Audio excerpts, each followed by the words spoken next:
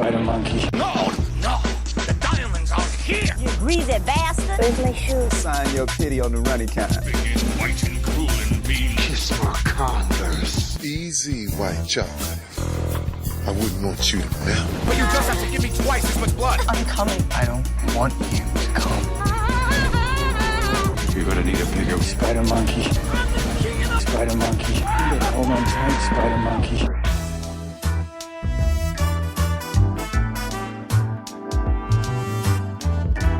All right, and welcome to the Bowels of Movie Night. I'm Isaac, and with me, as always, is my fearless co-host, Larry. How are you doing this week, Larry? You know, I really only try to watch bad things just for the show. I don't really seek out bad movies in my real life. And there's some reviewer types that, revel in watching bad movies, but I don't. So imagine my surprise when, in my singular activity in the real world, which involves me spending a time with an intimate gathering of friends, you have a social life? No, I go see the guy who is basically my dad and my best friend on Thursday nights. That's the extent of my social life. How sexual is that relationship? Weekly. But anyway. Good. Imagine my shock when we watched the movie, which I thought might be okay. It wasn't my choice to watch, but I thought this might not be bad. Shockingly wicked, extremely wicked, shockingly evil and vile. Oh, that's the Ted Bundy one, right? With Zac Efron? That movie can go fuck itself right off of a cliff. Oh, really? I heard mixed reviews, and I was disappointed. Yeah, I was really hoping that was going to be good. You're getting a quick bonus review, ladies and gentlemen. It has a 54 on Rotten Tomatoes, 6.7 on IMDb, and hey, Zac Efron makes a great Ted Bundy. And that's my review, because the rest of the movie spent the entire time sucking Ted Bundy's dick and forgot the fact that he murdered and dismembered and raped 30 women. That's awkward. Because the whole time... Yeah, I'm spoiling it, because fuck it. Fuck this movie and the people who wrote it. The whole time, it's like, maybe he didn't do it. It's, not clear until literally the last 4 minutes that he actually committed the murders, and it paints him in an almost sympathetic light up until then. To be fair, I think that was the real experience of people, because just the way he argued in court and his charisma. Listen, I feel like a lot of people really believed he was innocent. If you were doing a documentary, that'd be one thing. The fact that it's a drama is entirely another. Yeah. It does gloss over the fact that 30 real-life women who were real and alive in this planet were murdered by this man who we're expected to be sympathetic to, shedding tears in the courtroom at his sentencing. Fuck this movie in the ass. They should have included the fact that he was obviously being manipulative. I mean, it's fascinating that he was so manipulative and so successful. Yeah. In the very end, they get to that point, but there's an hour and 46 minutes before then. Yeah, that's fair. I was livid. I'll have to see it someday, because I've been meaning to watch it, and Efron does a great job, but it's based on the book that's told from Bundy's girlfriend's perspective, and they forget about that at some point and go right back to sucking Bundy's dick, because she literally just turns into a character who watches the case on TV. And I was really hot about it. Jesus. Yeah. Well, we're not talking about that movie today. Thank God, we're here to that's talk all I have about... to say. Fuck that thing. We are the Bowels of Movie Night. So every week, one of us forces the other one to watch the worst movie we can possibly find on all streaming platforms. You can find us on Bowels of Movie Night at Facebook, Bowels of Movie Night at Twitter. Send us an email, bowelsofmovienight@gmail.com. We would love to hear from you. Do a rate and subscribe. Tell your friends, tell your family. Hit your grandmother in the mouth and hide her medication until she rates and subscribes, because God damn it, she should too. Hit her in the mouth. Jesus Christ. With a fish. With a dry fish. So, Larry, today is your week. I have made you watch a movie. A great, great movie starring one of the pop culture icons of the last few decades, I would say. The Mule? Yeah, I guess. Kind of. I mean, he's up there. He's in the top 500. Yeah, okay. I mean, Cop Killer was in there. Are we talking about Kevin Sorbo or Ice-T? Ice-T, man. Ice-T. People know who Ice-T is. I just want to make sure. Yes, Ice-T. Top 5, yeah, okay. I mean, he's been on Law & Order for literally 22 years, so, okay. He was in NWA. Come on, man. Yeah, was he? I don't know his rap career very well. I know Cop Killer. That's about it. I gotta look it up now. God damn it. I don't know that that's true. I don't know that that's true. Well, anyway, we're talking about Ice-T. NWA. Wait, what does that stand for? Nice again? white artists. Oh, okay. How do you find on Wikipedia who comprises it? Ice Cube. Yeah, Ice Cube. Okay. And we're talking Arabian about Prince, Ice-T. Dr. Dre. No, wait. You fucking dummy. Ice Cube and Ice-T are different? Yes, Ice Cube and Ice-T are Damn different. it! Oh no! I'm racist. Oh shit! Oh man, we got to pull up the D&D too. We're gonna have to insert later. We'll get to that. But yes, we are watching. Who's Ice-T? Ice-T. Did you seriously get them confused? I can't tell if this is a bit. Yes. What was he in? He was in Body Count, which I think that's just a big group. I don't think it was like an NWA style. Shit. Wow, Isaac. Shut up. Wow. I'm hip. I'm cool. Now I know my hip hop artists. Isaac, I want you to know this too. Neither Ice-T nor Ice Cube performed the song "Ice Ice Baby." That was Vanilla No, that Ice. was Robert Van Winkle. You know his name, but you don't know Ice-T. Wait, Ice Cube has been on this show multiple times. Because he's white. No, Ice Cube is black. No, Robert Van Winkle is white. This is amazing and horrible. It's vanilla ice, not chocolate ice. Yes, I don't Not want to. strawberry ice.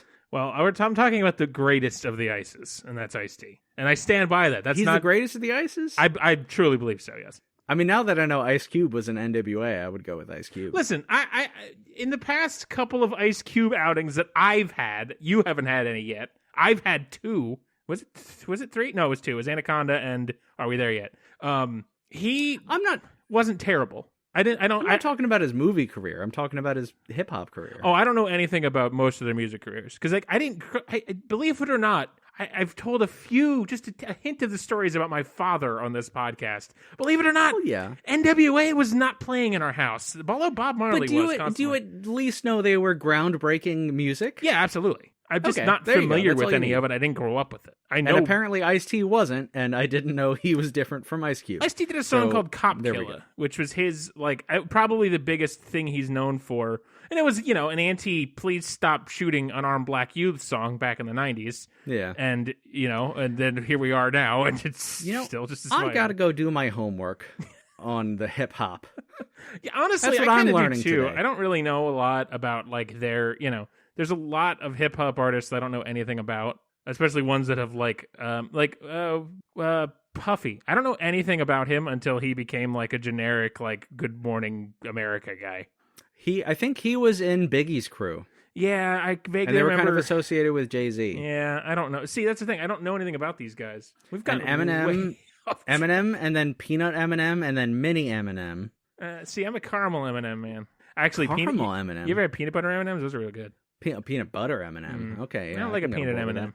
I don't really like M&Ms. You don't like a peanut M&M? Not really. No. What's wrong with you? I just don't. What movie are you covering?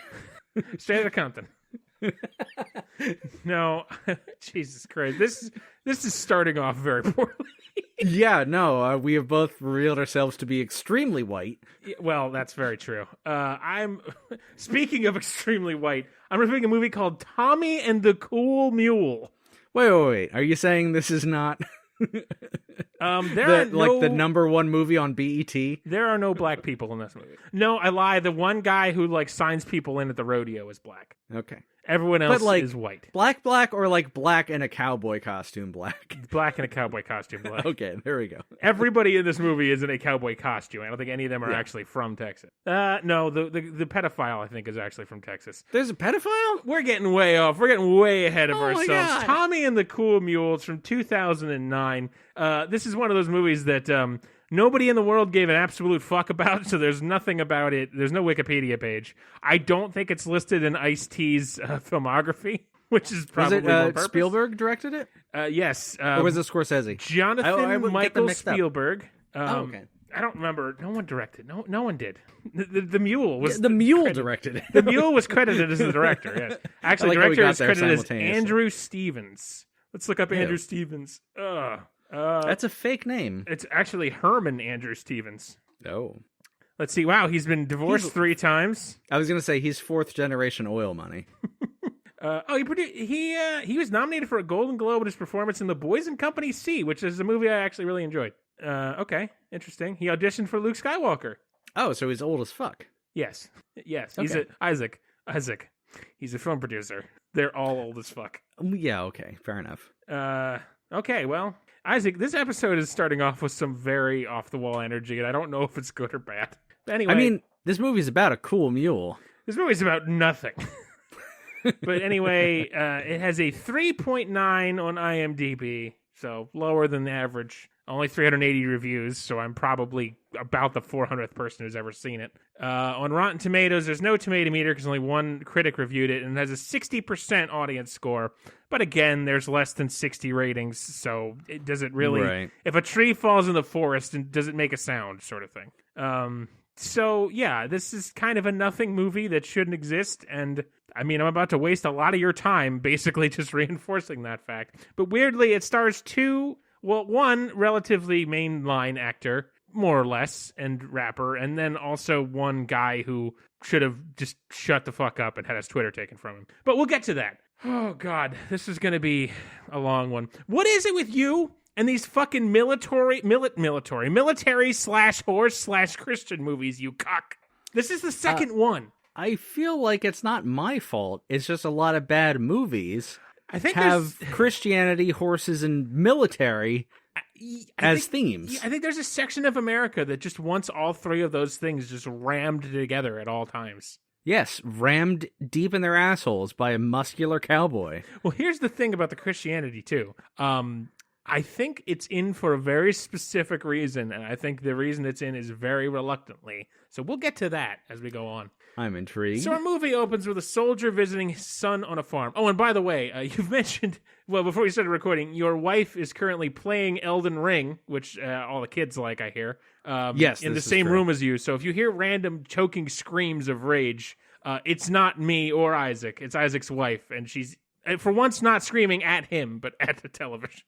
Well, I mean, when you describe it as random choking screams of rage, it might be me murdering her. Or more likely her murdering you.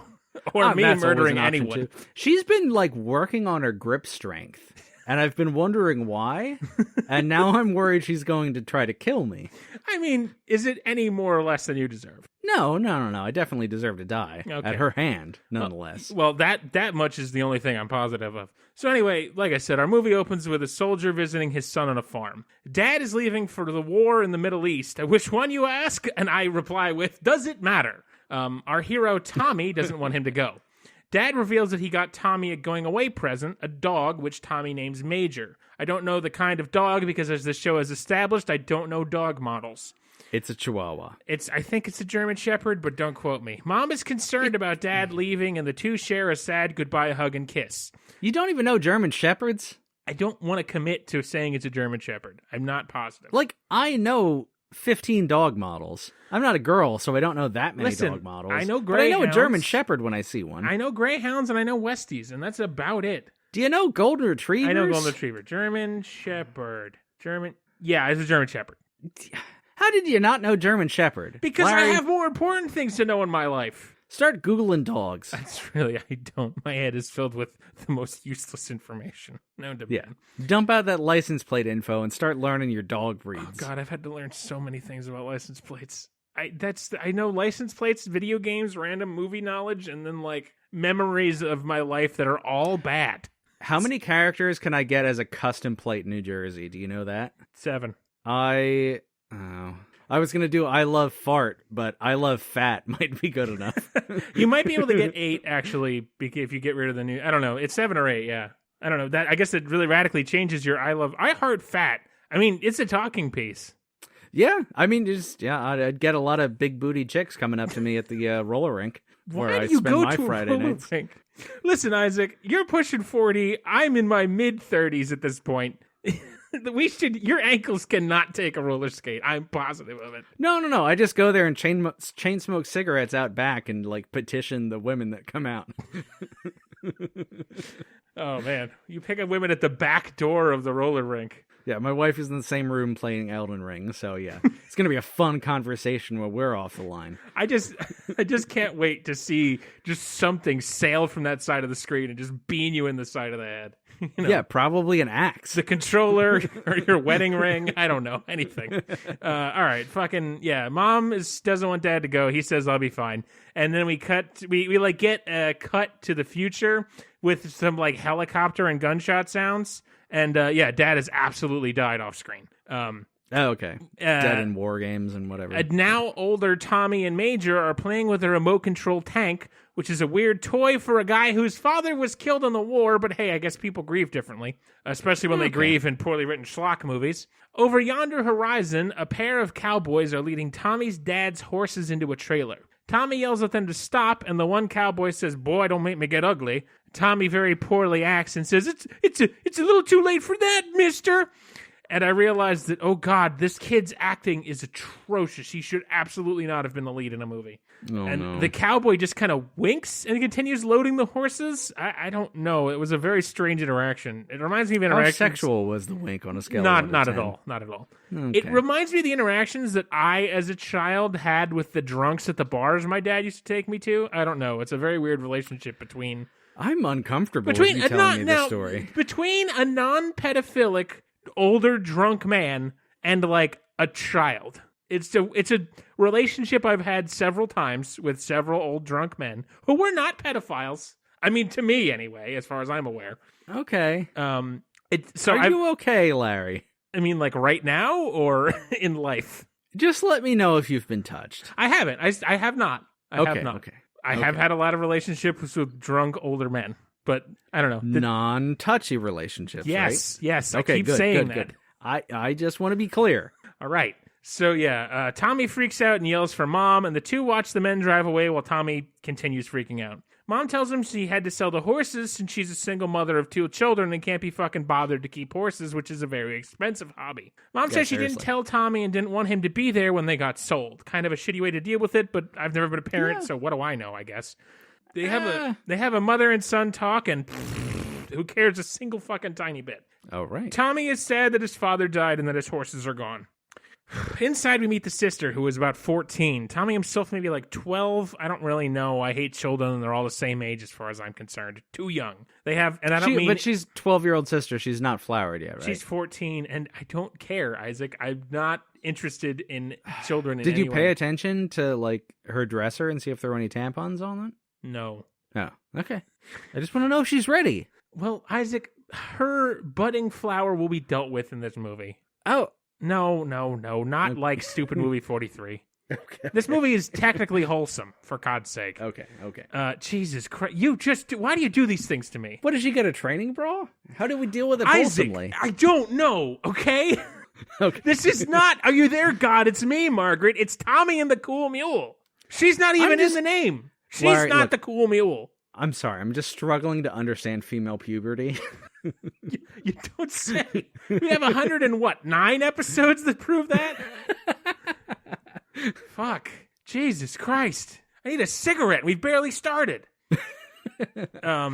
They have typical sibling banter, and the sister's kind of a brat, nothing new here. Tommy's gotten a letter from his publisher informing him that his novel has once again been rejected. No, in fact, a local bully has invited Tommy to come to the biggest neighborhood birthday bash. Wait, Tommy's written a novel? No, that was a joke that didn't land. Okay. I don't know why I wrote it. It was at the time when I started writing this, it was probably a lot funnier to me. I could believe anything about this movie, so I just want to stay. I want to stay in the realm of reality. We haven't even gotten to the Cool Mule yet. I know. I'm so anxious. Ice Cube. He's great. It's not Ice Cube, you racist. Oh, right. Rob Van Winkle. No, in fact, yeah, like the local bully invited Tommy to his birthday. Mom mentions that the bully is the son of a character who we will learn is played by Kevin Sorbo. So sit tight before we talk about that fucking loser.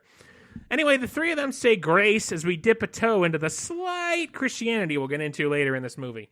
I'm positive I figured out what this whole thing with Christianity is after 2 watches, so just hang on there. That night, Mom apologizes to Tommy again for the horses thing, and I mention this only because Tommy is such a shitty child actor, it hurts to watch him try and be sincere. Just really a terrible job, little toe-headed prick. The next day, we see 2 of the bullies' goons run into Tommy in town. The two goons are Nice Goon and Dumb Goon, because every pair of goons needs to have a particular dynamic to them to be able to differentiate them from one another.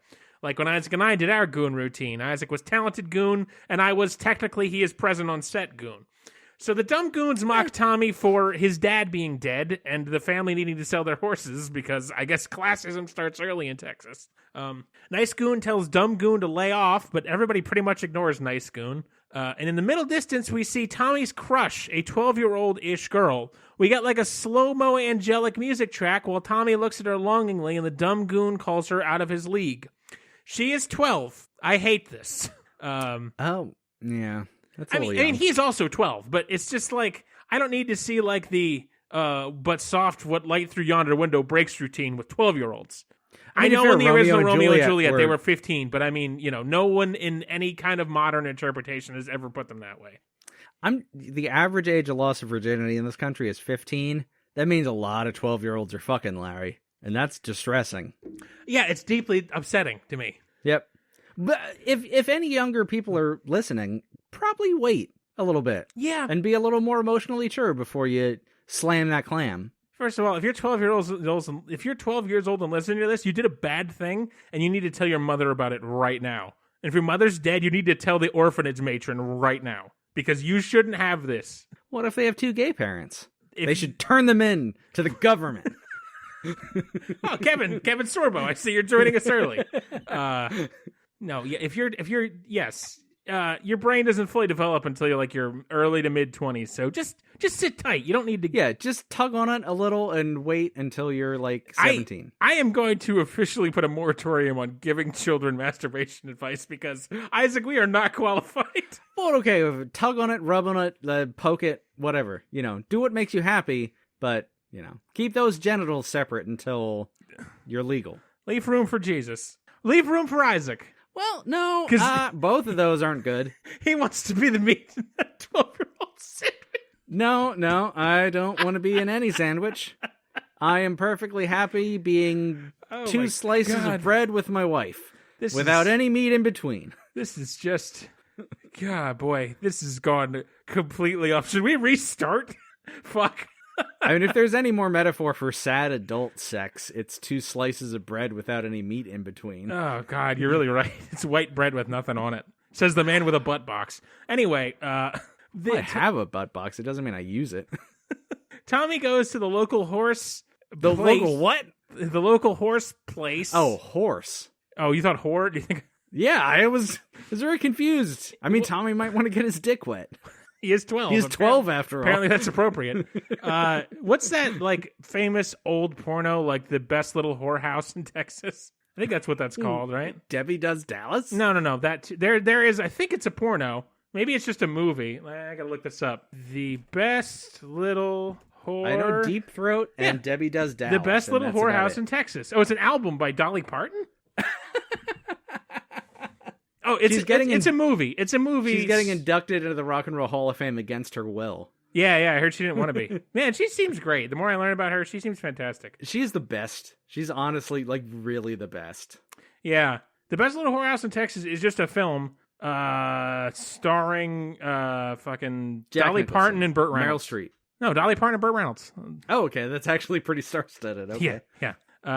So yes, that's what that's where Tommy's going. Is going to the local whorehouse in Texas. Jesus Christ. Right. Okay, good. This review is a nightmare, and we're actually only like 5 minutes into this. Jesus. Sorry, Larry. Tommy I'm sorry. goes to the horse place, and he meets his dog who is already there. The dog is just like an outside wandering dog. It keeps coming out throughout the movie. The bully and his goons are riding their horsies around a field. This scene goes on way too long and is just like a horse exhibition. And as this show has a long history of me stating, I am not a fan of horses. They are large, smelly animals that humanity is not nearly afraid of enough. They could kill us with only a thought if they wanted to. Humanity needs to have more of a fear of horses. I'm not a fan. I don't like horse movies. With gasoline prices these days, let's go back to horses. Listen, it's just the thing. If you don't like horses particularly, horse movies are the worst because there's like a certain element of, oh, look at the pageantry of the horsies riding around that you just don't get, and it just sucks. Okay, so back at the house, we see Kevin Sorbo, local real estate agent, is putting some kind of notice into Tommy's mailbox. Let's take a minute, just a real quick minute. Sorry, hold on. Go ahead. Is that a euphemism? What do you mean? He's putting a notice in Tommy's mailbox? No, he's putting a letter into Tommy's actual mailbox outside his house, you fucking lunatic. Okay, so it's not his wiener in Tommy's bunghole. No! Okay, good, because I was worried. God damn I wanted to make sure. I didn't know. I'm not Kevin- up with the lingo today. Kevin Sorbo is an actor who is mostly known for like the Hercules, the old I want to say 90s series? Hercules the Legendary Journeys. Series. Yeah, and that was his big claim to fame. So he played Hercules in a TV show. Live action? Yes. Yeah, no, it was a big deal, but it's like it's still kind of underground-y because it was like, Okay. it's kind of, I would equate that nowadays to Supernatural, where it's like, Supernatural was a very popular show that had a lot of fans, also nobody talks about it. Fair enough. And like Hercules and Xena, like Xena Warrior Princess with, I'm forgetting Xena's name. Lucy Lawless? Lucy Lawless, thank you. Like they ran concurrently, and I think they had a couple crossovers. It was a spin-off of Xena, in fact. There we are. Oh, okay. There we So go. yeah, because Hercules was a character in Xena, and then he spun off into his own show, and then they would cross over sometimes. So anyway, yes. But unfortunately, and then he did other shit that no one cares about. And unfortunately, Kevin Sorbo then he got Christian or embraces Christianity, and then became a real dickhead about everything else. That's a bummer. Kevin Sorbo, he absolutely adores, to a dick-sucking level, former President Donald Trump. And he never shuts up about it. Ever. He is very, very openly, loudly right-wing and thinks everyone else is a real dickhead and a real asshole. Yep. I'm generally pretty left-wing and really liked Obama and am okay with Biden, but I almost never fucking talk about it because I kind of don't give a fuck.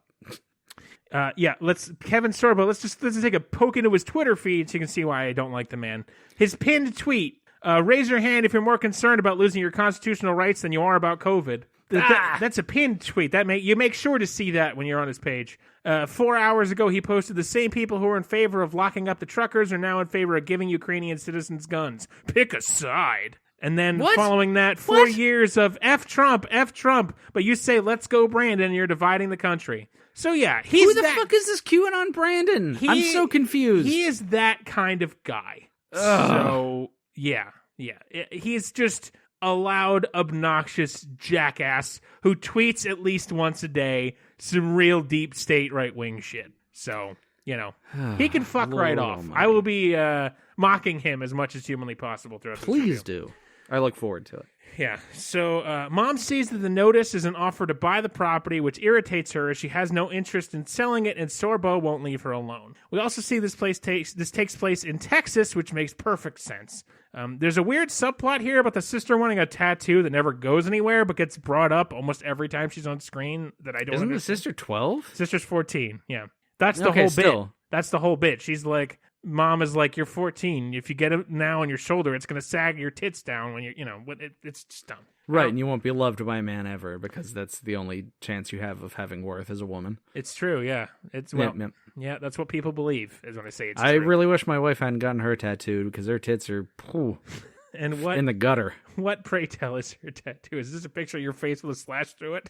Because can I suggest that to her? It's just a blank line, and then it says murder victims in parentheses. That's and amazing. She keeps clawing my name with chopsticks into the flesh on the blank line. Here's the I'm thing, not sure what that's supposed to mean. Here's the thing, Isaac. If you ever see an Amazon purchase for a tattoo gun come in the mail, run. All right. Fair enough. So yeah, Mom and Tommy go out to buy the bully a birthday gift.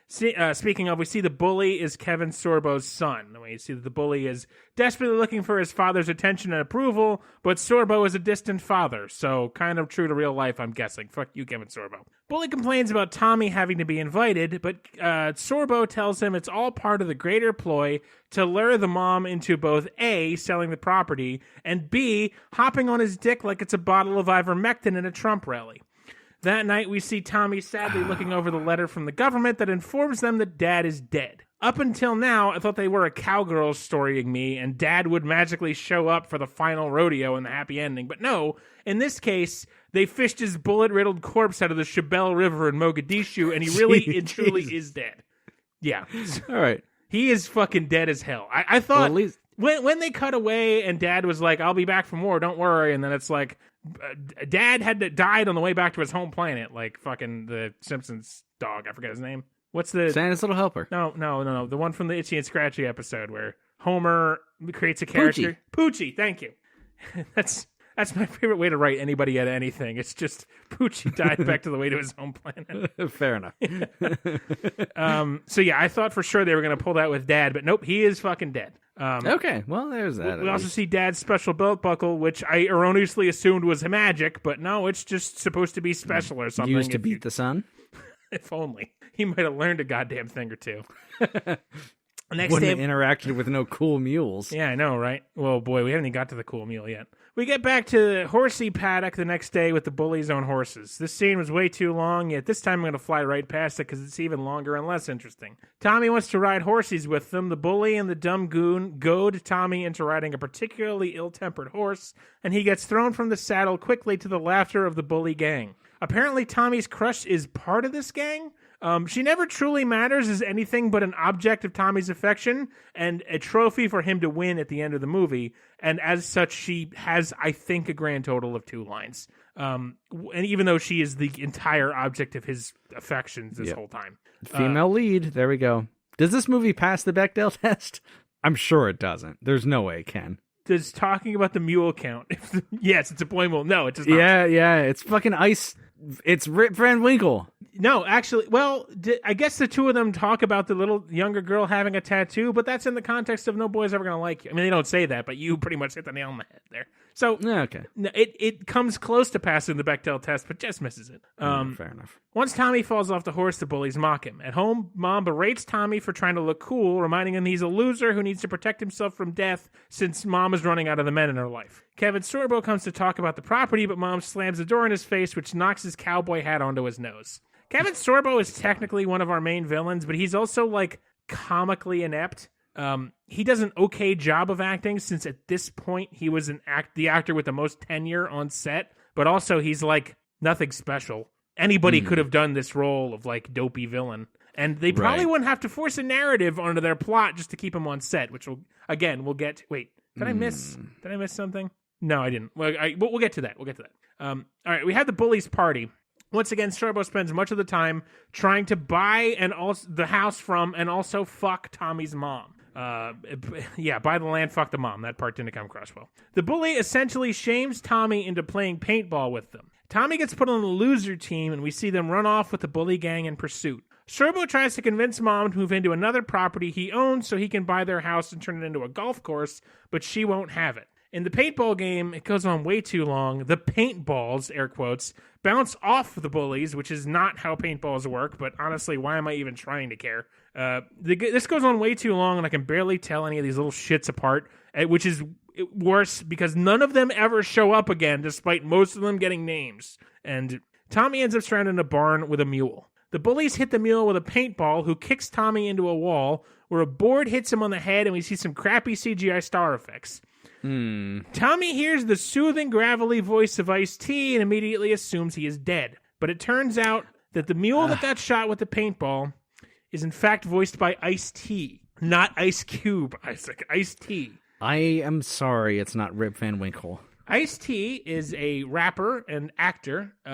Again, I'm not super familiar with his rap career as it was most prominent in the 90s, and I was still a child then, and He was in NWA. No, he was not. I was not permitted to listen to rap, so I didn't really, I don't really listen to old 90s rap now. But like I said, his biggest claim to fame as a rapper, I would say humbly, is Cop Killer, which, as we mentioned, was an anti-please stop shooting black unarmed teens song.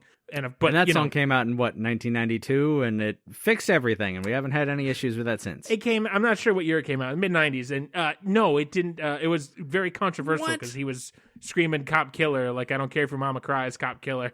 But, like, it's not about killing cops. And the man would go on to play a cop on TV for 22 years, so I think that he's not necessarily wants to kill cops. Because, yes, Ice-T has been portraying the character of Finn Chuchuola in Law & Order Special Victims Unit for 22 years, since 2000 to today. He is still in the role. And as I think John Mulaney has a bit in his comedy act, Ice-T's character is basically to be constantly shocked that even though he's been a detective in Special Victims Unit for a very long time, he is constantly shocked at the depths of evil man can be pushed to. And that's basically his role. And he is a good actor. I am fond of Ice-T. I've mentioned this, I believe, in the past. Go ahead. Do you understand my confusion? Because ice cubes go in iced tea. Yes, let me finish my explanation before we get into your utter confusion. My grandmother absolutely was in love with Ice-T.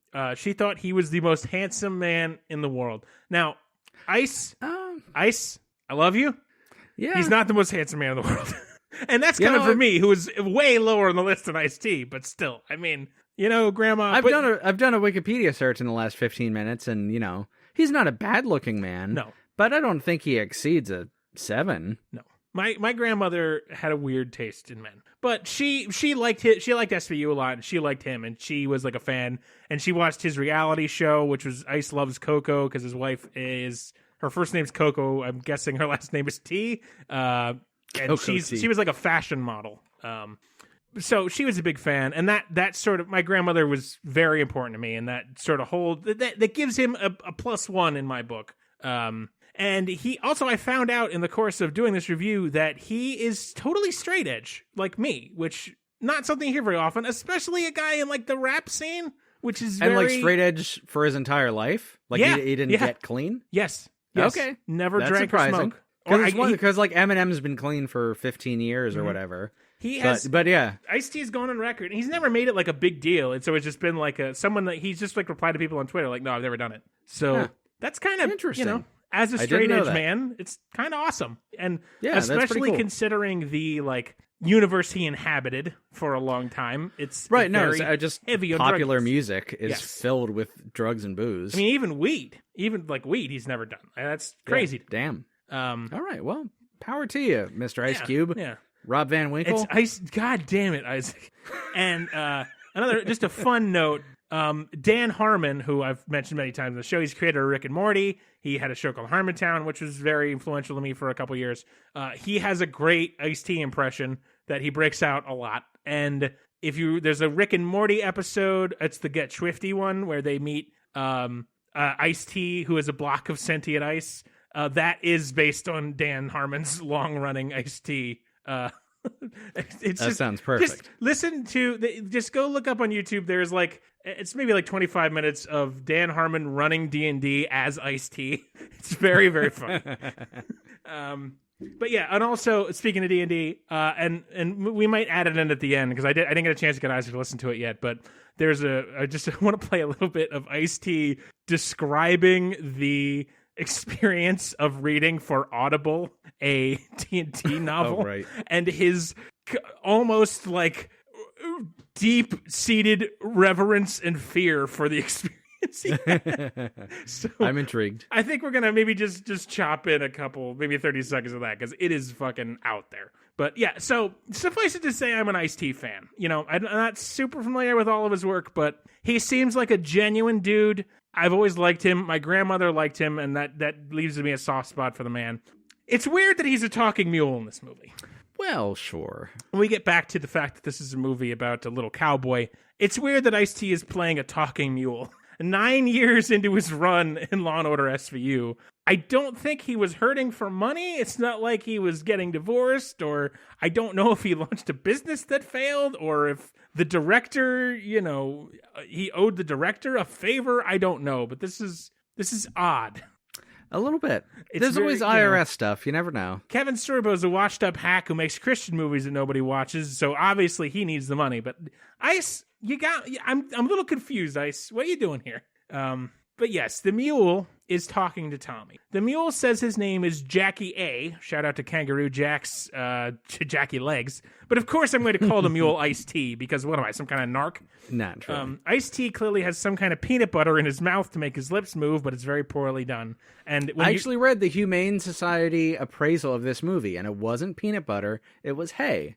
I'll be damned. Well, I thank know. you. I was Isaac. surprised That's when I read actually that. very helpful. Yeah. That may be the first time you've said anything to me I've ever cared about. Oh, thank you.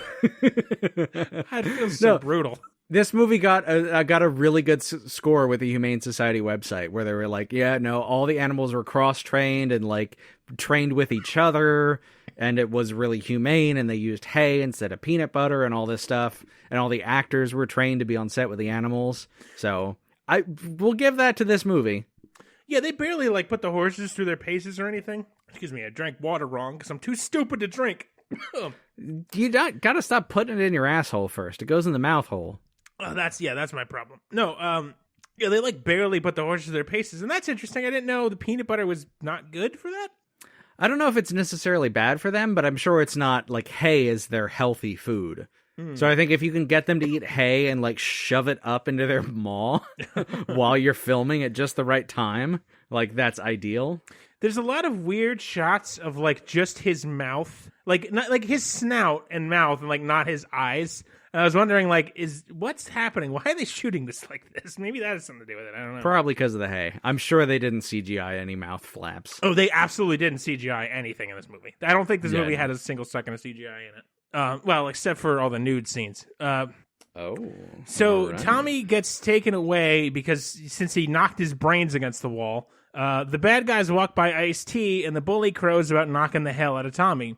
Ice-T overhears and says, "Now I see what's going on." So I guess he can talk to the audience too, not just to Tommy. And yeah, you got to break that fourth wall. I think I mentioned this later, but let me go to it now. I don't think Ice-T realizes in this movie that he does not have to shout into his microphone. I don't think anyone told him that the microphone will pick him up just at speech, so he spends most of the time shouting, which just makes it funnier. Naturally, yeah. Okay. Mom and Tommy leave the party since he's essentially been concussed enough to hear rap stars talking out of mules, and Sorbo blames the bully, his son, mind you, for driving away the mom and ruining his chances of exploiting her property and her puss like he's the American military and her vagina is a small terrorist country full of deserts and oil. I said those words backwards. A small desert country full of terrorists and oil. That's much better. I'm not sure why I'm aroused, but I'm aroused. I don't like that the sound of my voice can arouse you this easily. Back at home, Tommy wonders if he imagined Ice-T talking or not. He has a dream where he's on a psychiatrist's couch asking the shrink if he's crazy for hearing a talking mule. Obviously, the shrink is going to be played by Ice-T. Again, I want to point out is a mule. And yeah, of course that's true. He's wearing a fake beard and supposedly funny glasses, although it's just So the mule, right? Yes. Is okay. Mm-hmm. The physical Ice-T has never met any of these actors and actresses. He was in the booth for 3 to 5 hours, probably. I thought you were going to say 3 to 5 minutes, and I'm honestly impressed. No, he gets a fair number of lines. Okay. So yeah, the next day, Tommy goes back to the barn to check if he was crazy. Ice-T is still there and still able to talk. He goes on a bit and does some shtick, which goes on and is never funny. We get a lot of close-ups of the mule's mouth when Ice-T talks. Also, Ice-T appears to be yelling into the microphone in every line. Yeah, I've said that. Naturally. His bits are not very funny, but just the thought of Ice-T in the booth for every one of these mule scenes is comedic enough in my head that I can almost give him a pass. Just like the thought of him just holding the mic right up against his mouth and yelling into it like he would on SVU. I just can't get the image of Ice-T. Just someone's like, okay, Ice, in this scene you're a mule and you are amused by the situation. Well, and there's probably also a grown adult person reading the lines of Tommy in the room who's not being recorded. Just like a very buttoned up, very boring white man, an accountant. Right, yeah, who's playing a 10-year-old boy. Oh, yeah. All right, so Ice-T says he's the smartest mule in the world, which I guess I can't dispute that. Meanwhile, Sorbo brings his investors to look over Tommy's house, but Mom immediately starts berating him. Sorbo mentions that the bank is about to foreclose and he's just trying to help her. Now, Sorbo is definitely a villain in this movie, but he's just so dopey, it's hard to take him seriously. And the problem is that, the problem too, is he seems like genuinely sincere in his desire to give her a good deal. Like, yeah, he wants to plow her, but he isn't, like, evil about it. He doesn't say, like, well, if you'll go out to dinner with me, I'll buy your house. It's always like, hey, I'll buy your house for more than the bank wants to buy it for, and also, if you'd like, we can maybe go get a drink afterwards. Like, he kind of tacks dinner offers and invitations to do Texas stuff onto his buying offers. Okay, so it's not like, if you want your house to be worth something, you have to slob on my knob. No, he's not like the traditional, like, I'm going to tear down the rec center and build a fucking parking lot. Well, it guy. makes sense, because he's the Christian villain, so he's just he's very nice about it all the time. And, like, he's just kind of a hungry developer who's not necessarily immoral. He's just kind of a nuisance. Like, overzealous? Yeah, like, he's very annoying. That much, he, like, never leaves her alone about it, but she reacts to him as if he's like the devil, and he's just like, he's offering to buy her house for more than it's getting foreclosed on, which is an action she never seeks to correct at any point in this movie. And also, I'm pretty sure she doesn't have a job, or if she does, she both A, never talks about it, and B, is never at it. So, I mean, you know, we'll get to it. Well, she's getting that fucking sweet army pension. Well, that's probably true, I guess. She can keep that snapper clapping for decades with that. Well, no, because they had to sell the houses because they're going broke. She is broke. But they shouldn't be. What did she do? Waste the money on crack? I don't know. I don't know. She's got 2 kids. Is her army pension I don't that trust good? white people. That's what I'm saying. Yeah, like that Rip Van Winkle. Seriously. Is an army pension enough to support you if you don't work and have 2 growing children? And a farm? I feel like if you get killed in the line of duty, your family gets a lot of money. Probably. I don't know. I actually genuinely don't know. But I'm pretty sure. In this movie, at least, they're broke. So. Okay. She has a gigantic property, it seems, and they had horses that they couldn't take care of. When you say she has a gigantic property, I'm just thinking about her boobs. I know you are. You don't even know what she looks like. Does she have big boobs? No, I don't remember. She has a medium-sized property. All right. Jesus Christ. So, yeah, like, that's the thing. Sorbo is not really a bad guy yet. The house is going to be foreclosed, and he's offering her deals on other properties. He shows a lot of interest in her and the family's, like, well-being. He gives, we're going to see in, like, 2 scenes, he gives Tommy the mule. Because Sorbo owns Ice-T, which is, there's a New York Post headline for you. But yes, his final plan in the movie ends up being nefarious. But even through that, he's a dope. Like, the problem with Sorbo's character is that he isn't villainous enough to be so roundly shat on by the mom. His biggest crime until the end of the movie is just being irritating. Like, until his final act, I thought the movie was going to get him and the mom together. I swear to God. Like, that's how poorly he is set up as a villain. And, like, I don't mind there's a nuanced villain, but this is a kid's movie. Ice-T is a talking mule in this movie. Yeah. There should not, and he's not like he's nuanced, but he's just done not villainously at all. I don't understand. And, like, because it's Kevin Sorbo, and he probably at that point was a bigger known actor than Ice-T. Because Ice-T was, like, in an ensemble cast of Law and Order, and, you know, he was a side character at that point still. I think he still kind of is. I'm not really sure what it's like anymore. It's been on for, I don't know, at least 22 years, so they got to be run out of ideas soon. But Sorbo was probably like the main course for the people who got him, the casting director. So Sorbo had, like, this story with Sorbo and the mom takes up half the movie, just like Tommy does. I don't know. It's just very head-scratching in the way they go about it. Yeah, he even tells her, like, that he will happily pay her more money than the bank. And she is like, I don't believe you. Lady, you will sign a contract with the number on it. And, like, right, if you can't afford the house, why are you so insistent on not selling it? You have 2 kids. This seems like a reasonable course of action. Stubbornly clinging on when you have no hope of paying the bank back is putting the lives of your children in danger, especially when you seems like you have no income. But regardless, Tommy's mom cling on to the big house. It's not a big house. It's a lot of land. Yeah, but it's not a 2-bedroom apartment that you would need to raise 2 children in. Right. I just don't understand. But she kicks Sorbo off the property, who assures the investors he will get the mom to see reason. He even looks wistfully back at her as she storms into the house and says she's kind of cute when she's mad. Again, movie. Ew. This is the actions of a potential love interest, not the final villain. Right? Am I crazy? I hate that line. I mean, I do She's too. Cute when she's mad. Yeah, I hate that Ooh, line too. But gross. that's every fucking romance movie has some iteration of that line. You know what the only thing worse than that line is? The smell of your balls. I don't know. Go on. No, you look cute with a dick in your mouth. Oh, ew. People say that? I know. Yes. I used to jocularly say that when I was 13. Yeah, but you And didn't then say that to, like, me. Well, yeah, exactly. But that's different. That's not... People say that, like, for real to...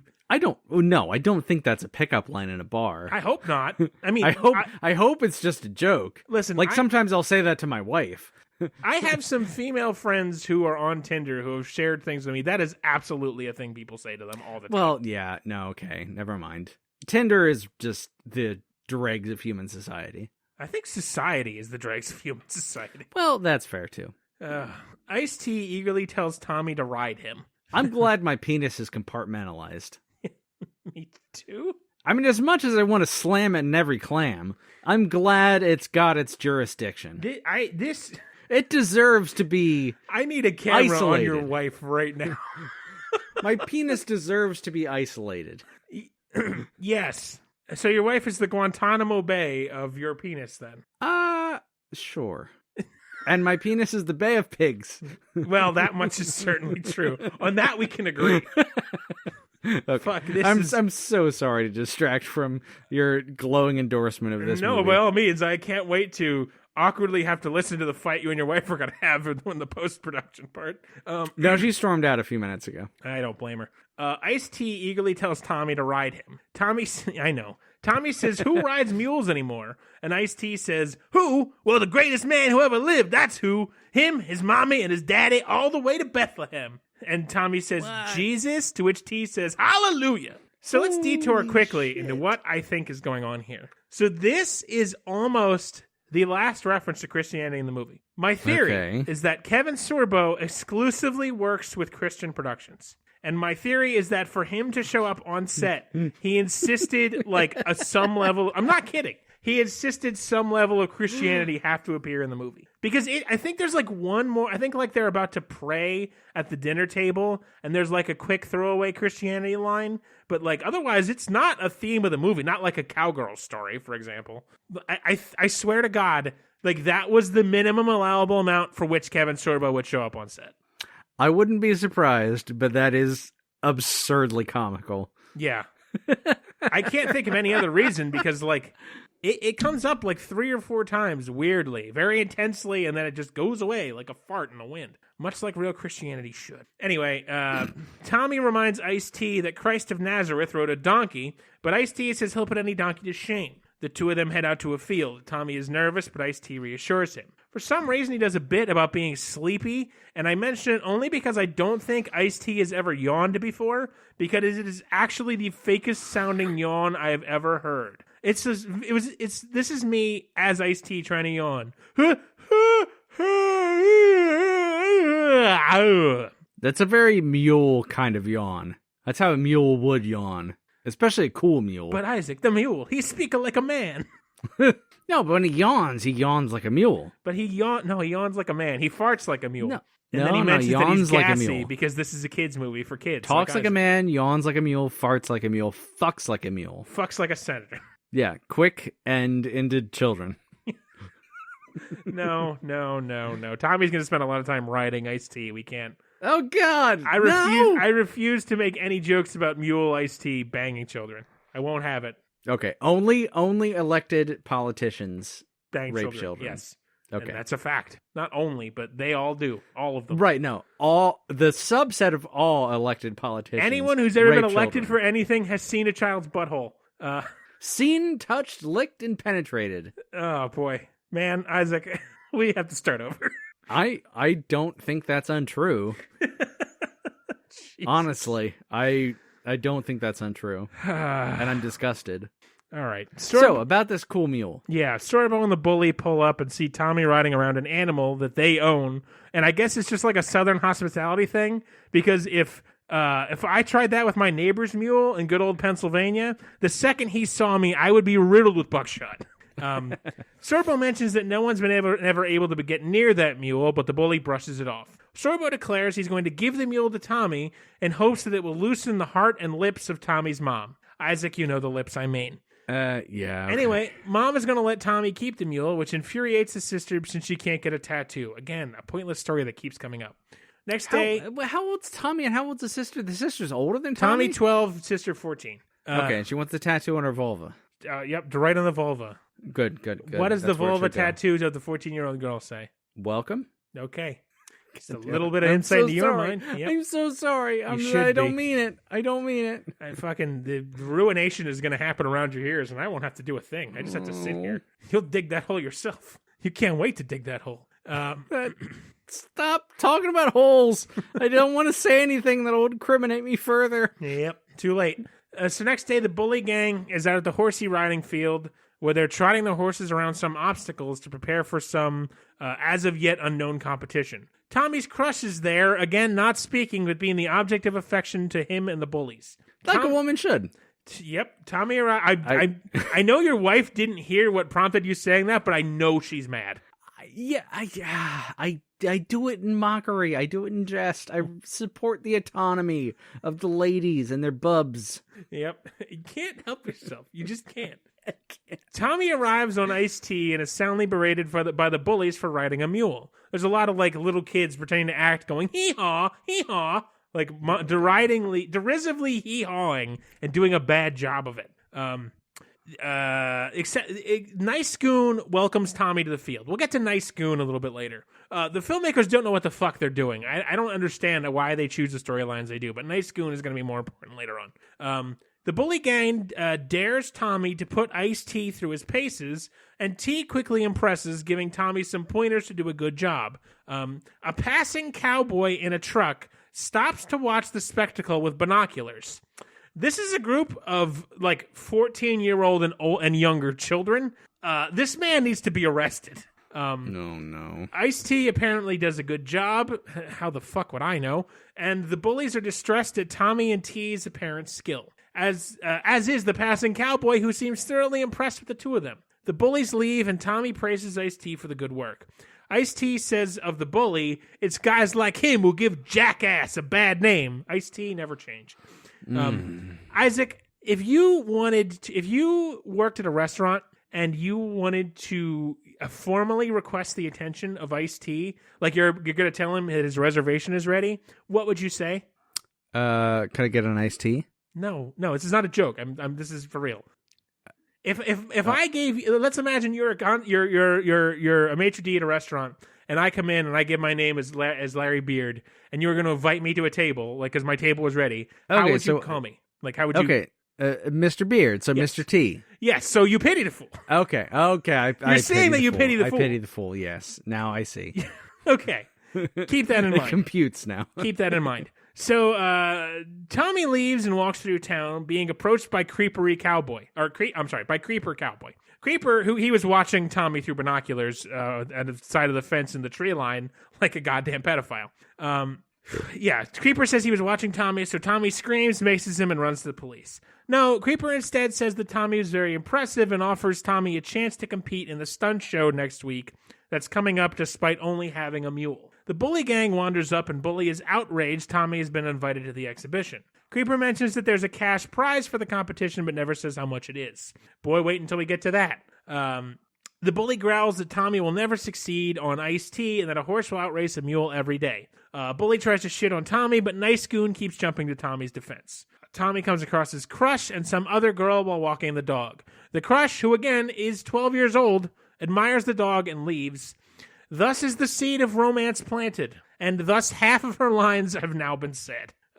Yep. The bullies, who have nothing better to do apparently, come across Tommy and berate him to ride a horse like a real man. The bully then tears down Tommy and threatens him to go compete against them on the horsey field tomorrow before the competition takes place. At the barn, Ice-T laughs uproariously at the challenge laid at his and Tommy's feet, telling Tommy to trust him. Again, there's just so many shots of the horse's, the mule's mouth, like, lazily moving with now what I guess is hay in its mouth. Just like, and they call that a shot while Ice-T is, like, in the booth losing his mind with laughter.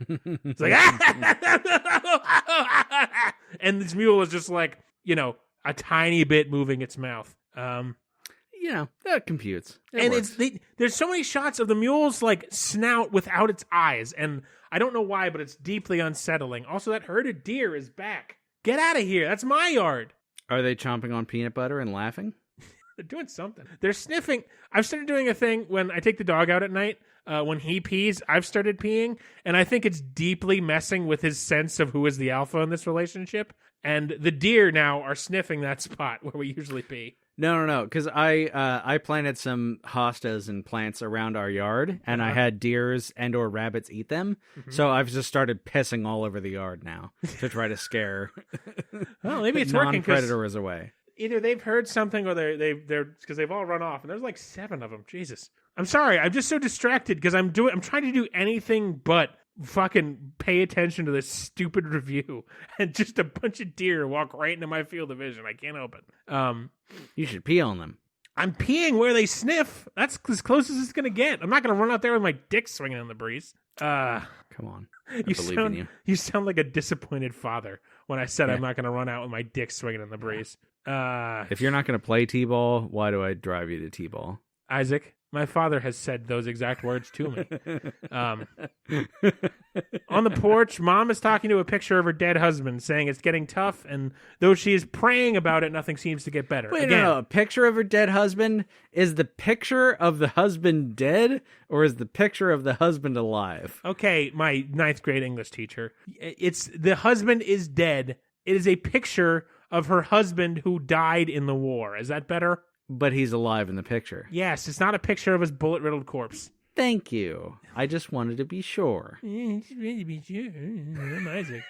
I have a big dick and I'm in a happy marriage. I don't have a big dick.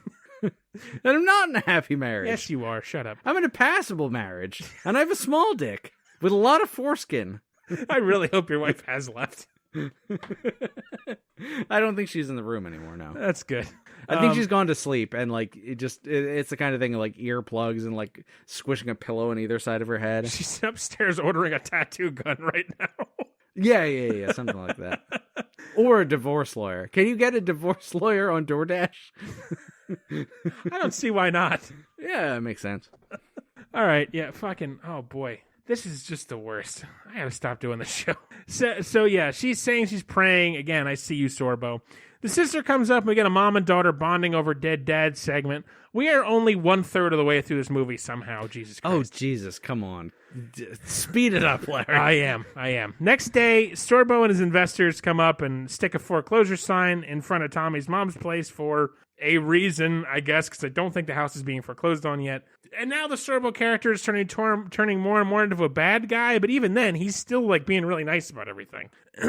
And this is hardly the most villainous thing anyone's ever done. He tries to talk to Mom, but she once again turns him away at the door. Meanwhile, Tommy is getting a pep talk about his upcoming race with the bully from Ice-T. There's like a dramatic scene where Tommy keeps looking at the clock, which annoys me because it's stopped.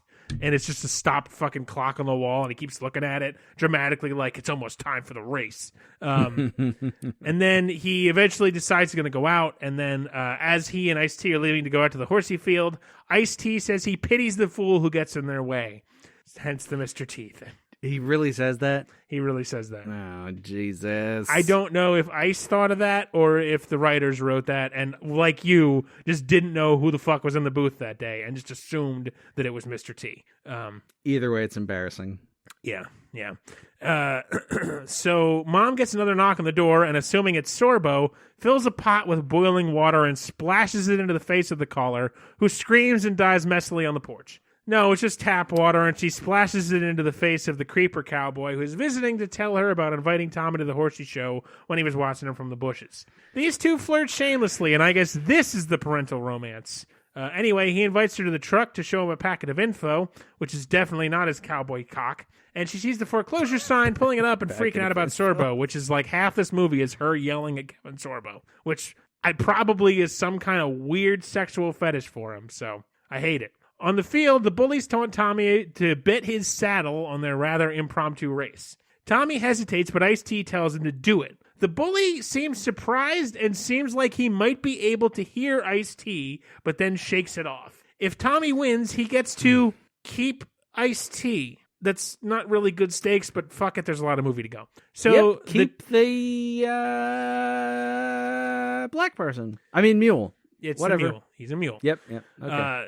So the two idiots go around the track and have the exact same time. The goons are impressed that Tommy could keep up and seems to be warming up to him, especially Nice Goon. Tommy asks one of the side goons why Bully hates him, and the goon says, I don't know, he hates everybody. And I just, okay, whatever. Bully goes to Sorbo and complains that Ice-T tied his horse time. Bully says he heard Ice-T talk, but he can't prove it. Sorbo dismisses his son, saying that despite the best equipment and training, Bully should be able to win. Or that despite he can't believe he didn't. I don't know. He says his son should win. Fuck it. Why am I talking?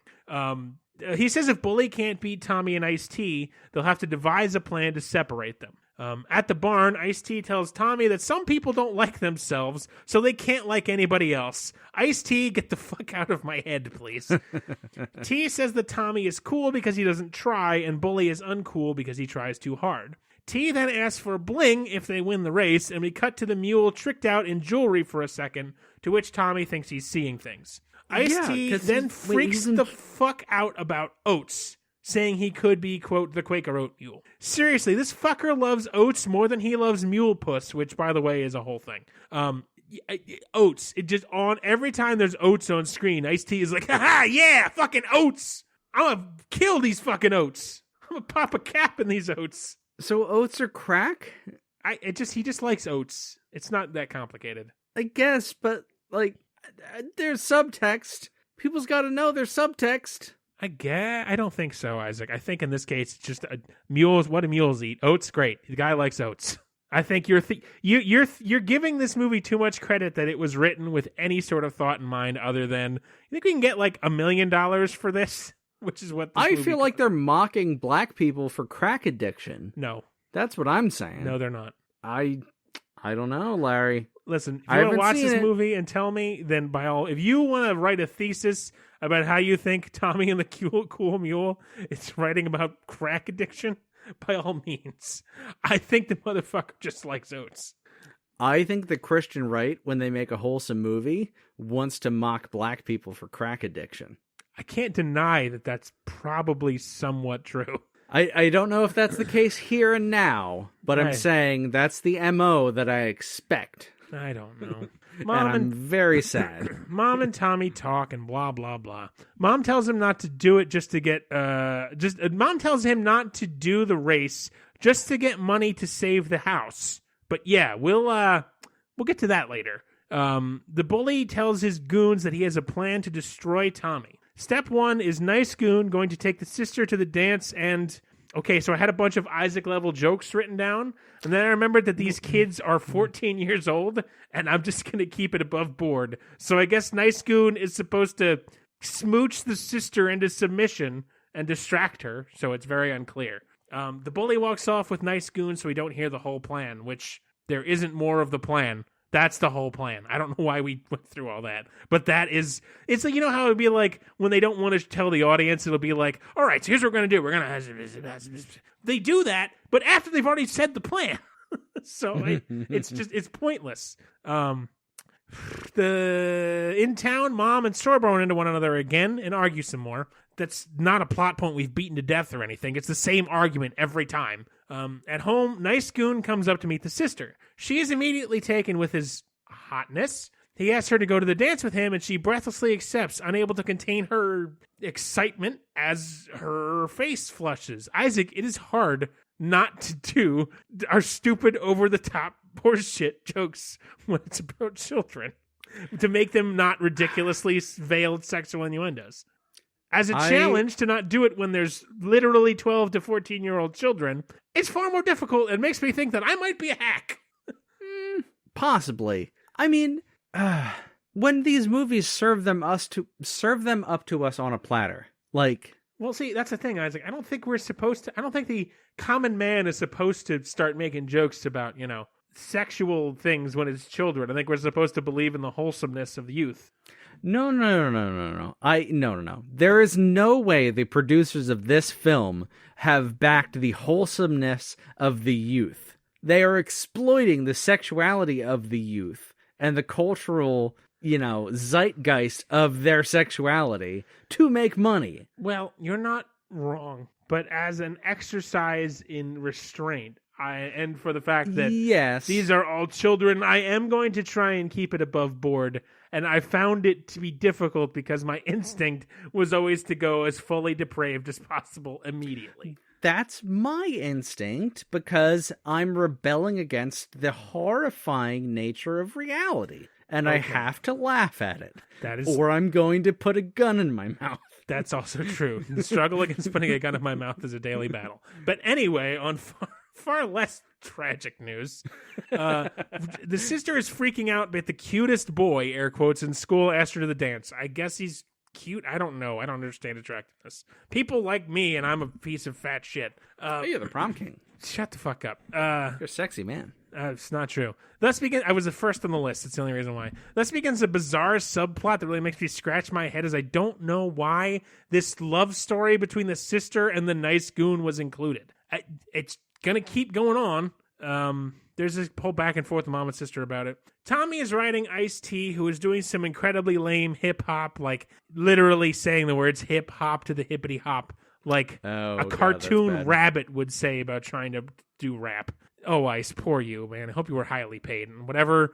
If he wasn't. He wasn't. This movie was produced for $1 million, so I'm hoping he got like at least 70 or 80,000. Yeah, he got a sandwich and some celery with hummus. I don't know if you and Coco were scrapping and she was making you sleep on the couch and you did this movie on a weekend for some spending money, Ice, but I don't know, man.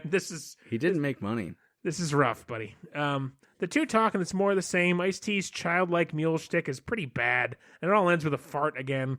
It's like Ice-T had only the script and no real idea what was happening. He didn't know it was a movie where he was a mule and trying to win a mule riding competition. Like, someone said to him, be thuggy, but also this movie is for 10-year-olds, and that's Ice-T's whole character. So it's like, he can't say the N-word, and he's not allowed to talk about popping caps. But he still has to be gangster. Gangsta. Kind of. Like a little bit. I don't know. It's wholesome enough. Wholesome church gangsta. Well, it's not really. Like that. After the mom saying she was praying to her dead husband, we don't ever touch Christianity ever again. But still, Ice-T is church gangsta. He has to be in this, yeah. Exactly, yeah. He's wholesome. We cut to the night of the dance. Tommy is sprawled out watching TV while sister gets picked up by Nice Goon in a horse and carriage he pilots. We link around the two of them for like sprawled out.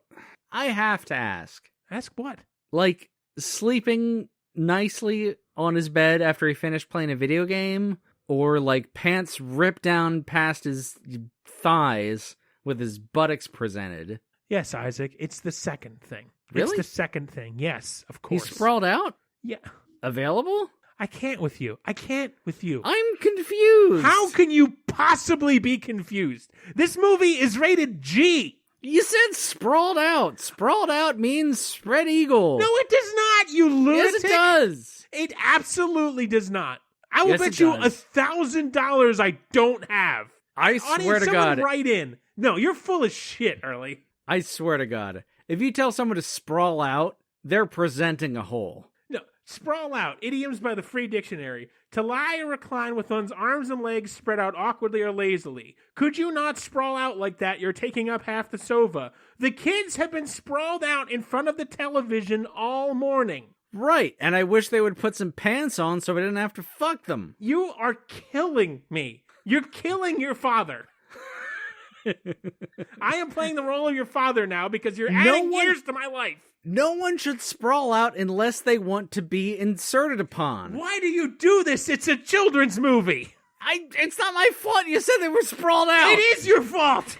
No, it's not. You said they were sprawled out. It's not my fault. Sprawled out is innocuous. You're totally a sexual thing. You're just a maniac. No, it's not a sexual thing. I haven't orgasmed in 24 hours. I cannot do this with you. Neither have I. I can't do this with you. Right, so I think I'm a respectable man. And if you tell me I a child don't is think sprawled that out... has ever been true. If you tell me a child is sprawled out, I am not picturing pants on that child. I am sorry. That's your fault. Entirely your fault. Hey, Christ, this is your cross to bear, okay? You are being ridiculous. Do not sprawl children out in front of me. I'm not asking for it. I don't want it. This is outrageous. This is an egregious misuse of the English language. First of all, this is the dumbest argument we've ever had. I think so, yeah. Second of all, you are out of your fucking mind. I just don't want anything sprawled out Fine. in front of me. Tommy is laying fully clothed in front of a TV lazily. Is that better? That's much better. I'm less inclined to do anything. Unbelievable. Unbelievable, Isaac.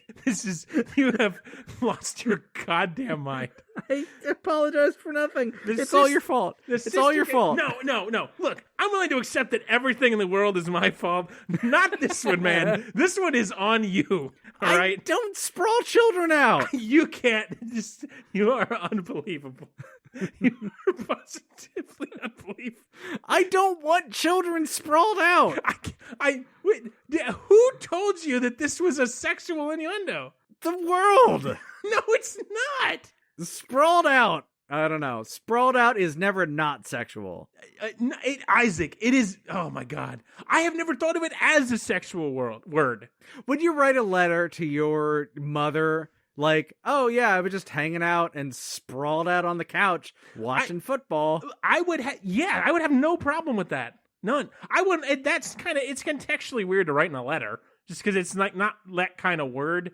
It's more of like it's describing something someone's doing in the moment. Accepting penetration. No, it just It absolutely listen, does. If I said Tommy was spread eagle on the couch watching TV, I am right there with you. That's spread just eagle, slightly wider. Spread eagle is waiting for penetration. Slightly wider. No, you're sprawled out. Sprawled out is still waiting, just a little tighter. I hope you understand the strength of my convictions and that I cannot let this go because we're entering minute 5 of this argument.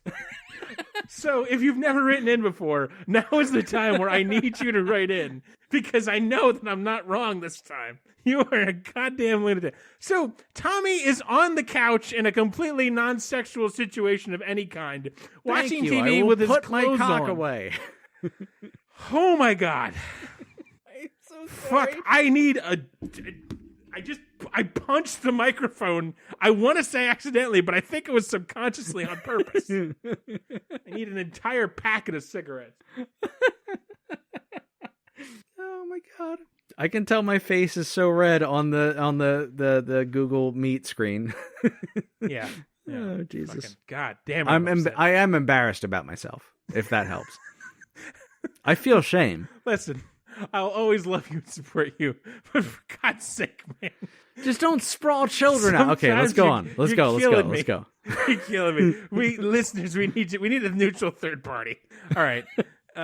So the sister and the nice goon go out to this dance, and we linger on them forever, and it's like just a plot line now that happens and doesn't go anywhere interesting. Like they start to date. That's it. There's no conflict. There's no like I could see if there was like, if the bully was like, okay, go seduce the sister, the 12-year-old version of seduce the sister, and then we'll brain iced tea with a hammer. And then the sister is like, oh my God, were you just in it for the bully? And then he's like, no, I really fallen in love with you. But no, they just get together and that's it. Like, but it's a plot point we have to see now. It doesn't make any sense. The filmmakers don't know what the fuck they're doing. And like, we have seen the nice goon the whole time. Like, he's always been nice to Tommy and he's always telling the main bully to like lay off of him. So I don't know.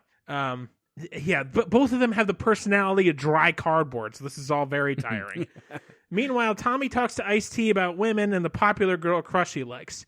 Ice-T tells him the best way to get her attention is to act like he doesn't care so much. Seems like some pretty pick-up artisty advice to me, but whatever, man. Ice-T is a goddamn talking mule in this movie, so nothing really matters. T says that move works in all the pretty little boroughs, and laughs knowingly to this 12-year-old boy about his many sexual conquests of lady donkeys.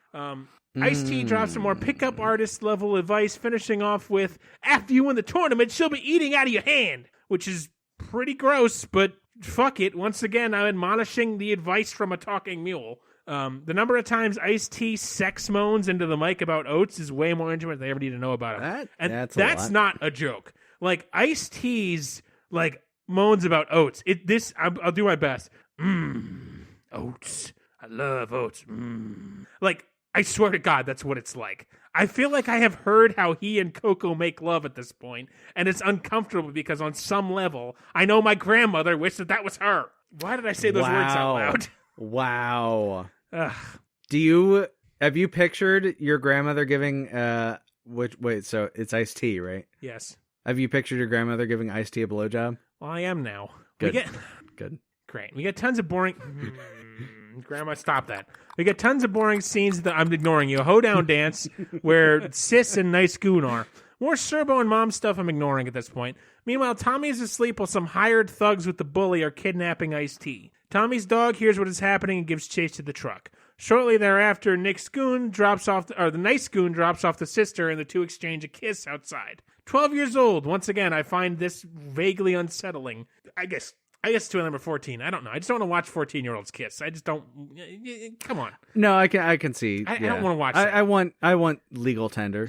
Fucking hell. It's it's very wholesome. It's not in any way inappropriate. It's just like, I don't want to watch 14-year-olds kiss. I know what you mean. It's still, they're too young. Just fuck that. They can hold hands. Exactly. We don't need to see them smooch. The next day, Tommy finds that both of his animals are gone. He tracks down the dog and follows him to the barn where Ice-T is being held by a cheap wooden gate and a rusty chain that I'm positive, if a mule really wanted to leave, he could break out very easily, but Ice-T says he can't bust himself out. Is the rusty chain played by 2 chains? It's actually played, at that point, it was 2009, he was only 1 chain. He didn't get the second chain until 2013 when he murdered his brother, Other Chain. Right, yes. No, I'm sorry. I forgot all about that lore. Yeah. I can't wait to see that biopic. So Tommy leaves to go get help while Ice-T loudly wails into the distance, unable to do anything but screech at all times.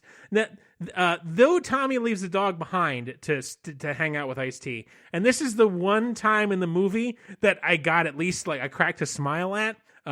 As Tommy leaves, saying he'll get help, he leaves the dog behind, Ice-T screams, "Hooray!" And then the camera shows the dog, and after saying "Hooray!" in a normal voice, Ice-T's like, "Yo, what are you looking at?" Which, again, was not funny, but it was vaguely funny because it was Ice-T.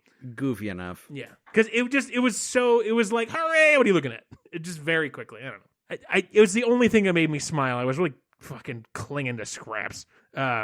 At home, Nice Goon picks up the sister to go to the rodeo competition thing. Tommy gets Mom to go save Ice-T, and we cut from their house to putting T into the trailer. So I guess the production team couldn't afford bolt cutters to show her breaking into 1 chains, nor the time to load Ice-T into the trailer, but I'm certainly not complaining. Mom admires that Tommy is wearing the dad's belt buckle, which again, at this point, I still thought was magic. Mom and Tommy head off with Ice-T to the competition and send the dog back home. How many movies like this do you think have magic belt buckles? Because this might be the only one that doesn't. There have been several magic belt buckles in our days, I'm sure. So at the house, we see Sorbo is lurking around outside, whispering on the phone while he breaks in. The fucking dope is whispering so he can't be overheard by the liberal elite who try to cancel him.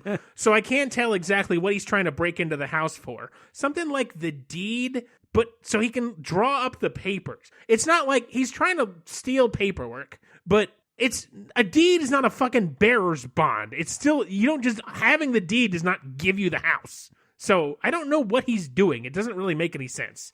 To be fair, I don't know how deeds work. Don't you own a house? Yeah. All right, well. If someone has the deed for it, come find me. I just own a noodle factory, so what do I know? It still requires the mom's signature. I don't know what the fuck this whole thing is for, but it's just an excuse to get him into the house. At this point, Sorbo's just full-time villain, but again, the presentation is just so bad. And while he's farting around looking for the deed to steal, the dog gets home and growls at Sorbo, trapping him in the bathroom to not get mauled by an angry, what I'm thinking might be a German Shepherd. So apparently I did come to that conclusion at some point, that it was a German Shepherd. Sorbo tries you know your dogs. Sorbo tries to get out. No, I don't know dog models, and I'll stand by that. God damn, fucking He Jesus. tries to get out the window, but finds it sealed shut and does some physical comedies. He tries but can't escape, and it's not funny. We got stirring wonderment music as the horsey competition is finally here. There's like no more than 85 people in the stands maybe, but whatever, I just want this to be done. We get a few generic horse exhibitions as two announcers, one of whom is the creepy cowboy from earlier, narrate the events that are happening. Unfortunately, this movie was done by hacks, and the two are talking into real microphones, which echo around the arena. So for the most part, I can't hear what the fuck these two yahoos are saying because of the reverb throughout the entire building. So Good it's job. very stupid. Real great. Nice job, sound engineer, whoever his name is. A lot of nonsense things happen here. Sister and Nice Goon show up and kiss again while Nice Goon prepares to go out and ride. Again, why am I seeing this story? It's just so unnecessary. Mom and Tommy get stuck in traffic, so Mom just sends Tommy out on iced tea to get to the arena on time while she sits there. The announcers tell us there's a twist this year. All riders for the competition will be riding around an outdoor trail that is marked and has people monitoring the progress of the riders. Isaac, imagine you go to a NASCAR event that has no big screens whatsoever, and instead of cars, there's just an empty track, and a guy through a microphone is telling you how the race is going, which is happening 2 racetracks over. I, as a red-blooded American, would be very drunk and very happy. Well, I'd be demanding a rodeo refund, which, by the way, is a great name for a punk metal country music crossover band. Or a cowgirl-inspired hentai visual novel. I'm horny and upset. Leave me alone. So we get to watch some random girl run the trail for some reason. I guess for the fucking love of horses or whatever. Anyway, Tommy arrives in the nick of time to register iced tea for the competition. While in the barn preparing tea for the ride, he is in the stable next to the bully, who overhears iced tea and Tommy talking to one another, which means T can speak with human English words. Bully is flabbergasted that Ice T is a magic mule, which is the sequel to Magic Mike nobody wanted, but doesn't act on it in any way, instead going out for his ride in the competition, which we see, again, almost all of, for some reason. Padding that movie. What? Because the movie is what, 88 minutes long, something like that? An hour 34. Yeah, with 4 minutes of credits. Barely 90. Okay. Lots of padding. Yeah. In the stables, Tommy runs into a plank, and we see the stars over his head again, and suddenly he can't talk to Ice-T anymore. Oh, no. What the fuck sense does that make? Was it all in his head the whole time? Well, no, we just saw that the bully also heard Ice-T, so what was the point of this? We know Ice-T is magic. White people can only understand black people when they get hit in the head? That is probably what Kevin Sorbo believes. That seems like slander. So it's probably disturbingly accurate. Tommy unfortunately, and the now silent Ice-T go for their ride. Tommy tries to spur Ice-T into the arena, but T won't move. Everybody there starts laughing uproariously at this, like a bunch of fucking sociopaths. Yeah, seriously, they're laughing at a kid fail? Yes, they are. Like Jesus, like the fucking Joker laughing at him. Eventually, God damn it. Tommy kicks Ice-T, like you would spur on the horse. Yeah, spur him. And which is what T had. His last piece of advice was to do is like, ride me like a mule, boy. But more like Ice-T and not like me shouting. That that actually blew out my ears. Like I actually felt pain in my ears when I said "boy" there. Like it still hurt. Do you have cocktail sausages inserted in your ears? Because if not, you should. Yeah, that might help. That's podcast 101. I'm telling you. I learned that from Joe Rogan. Yeah, don't eat into the mic. Don't eat into the mic and put what'd you say, Vienna sausages into your ears? Whatever weenie sausages you get out of a can, fully cooked, but also very briny. Fully Cooked but Very Briny is also a hentai visual novel erotic game I would play. And our mutual autobiography. Yeah, I can't deny that. Fully Cooked and Very Briny. Ice-T takes off, and they make it around the course in great time. Blah, blah, blah. Tommy wins, even though he and the bully tied, but Tommy gets more points because he does it on a stupid, smelly mule. That's not a joke. Ice-T wins points for being a lesser creature than a horse. Now, when you say Tommy and the bully tied, do you mean they tied their wieners together? Yes. Yeah. Are you about to fucking argue with me for 5 minutes that the word tied only means tying wieners together? Do you want me to? Because I will. No, I'm losing my voice from yelling at good. you. So everybody celebrates and cheers with Tommy, who gets a trophy and a check of an undisclosed amount, which apparently is enough to stave off the foreclosure. Yep, the amount of the foreclosure. Okay, great. We don't know what either of good. those amounts are, but somehow in a fucking $4. in a literal dog and pony show, he wins enough to save the family's house. Jesus. Mom still doesn't seem to have an income. If she does, we don't see her at her job. So I don't know. If she wants an income, she better take in some cum. We need to get a sensitivity consultant, and that's not in the budget. It's just not in the budget, Isaac. We don't have a budget. We'll take a voluntary sensitivity consultant. Oh my god! If anyone would like to volunteer for that role, bully is you'll be spread eagle. This is just too much. It's hitting a tipping point, or even I'm disgusted with myself. Bully is freaking out and saying that Ice-T is magic and can talk, and Ice-T wouldn't do anything when he and Sorbo owned. He insists Tommy is cheating and that Bully deserves the prize, but the creepy cowboy blows him off as he is laser focused on bending Tommy's mom over the mule fence and giving her the old hee-haw. Jesus. And then given his creepy binocular watching earlier, he probably wants to watch Tommy in the shower. I don't know, man. It's all very upsetting. Bully tries to rally his friends, but they all ditch him because Bully is a stupid jerk. And it turns out Nice Goon really likes the sister and wants to eat her. He wants to respectfully date her and hold hands on horsey rides. Okay. Isaac, are we totally obsessed with sex? We're both heterosexual men. Yeah, it's a problem. Yeah. Anyway, Bully is alone now, and everybody likes Tommy. Wrapping up. There's a big Tommy at Party's house. Somehow it got organized very quickly while Sorbo has been in the shitter the whole time. So nobody at this party of at least 75 people, which has food, drinks, trimmings, the whole bit, no one's had to shit or piss this entire time. Maybe they went and squatted in the mule paddock, who knows? Because this house definitely only has one bathroom. It's not that big. Tommy goes around to his new friends and gets his accolades. We see Mom and Creepy Cowboy are definitely going to smash, and eventually they stumble on Sorbo in the bathroom. He sheepishly tries to tell her he was abducted by aliens and ended up there, and then he runs off because he's still afraid of the dog. He heads home to commiserate with the Bully on the failure of both of their plans. Bully is upset that Sorbo wasn't there to watch him race, and Sorbo tries to make brief amends and formulate a new plan, but Bully throws his dad into the pool, and that's the last we see of them, thank God. My Lord and personal Savior, Jesus Christ, thank him. He gets killed by being thrown into a pool. Yeah, he dies. That's so wholesome. There's 45 seconds of just his corpse floating there. It's like reminiscent of the end of Scarface. Does he shit himself into the pool water? Yes. It's nice. Tommy goes and congratulates Ice-T on a job well done, mourning the loss of his best friend's ability to talk. The crush comes up to him and congratulates him, suddenly interested in him now that he's a fucking winner. Every red-blooded American white man knows that if you want to get the most popular chick in school, you have to prove your dominance by running wild on the ass of the local bully with your fucking cool mule before you could take her to be boyfriend and girlfriend and hug. Pound Town. This Losers ain't shit. This is difficult. Losers ain't shit. So she wants to go riding with him sometime. Isaac, what now? behave. Say that again? I had Isaac behave written down here because I just know you. Am I that predictable? Yes, you are.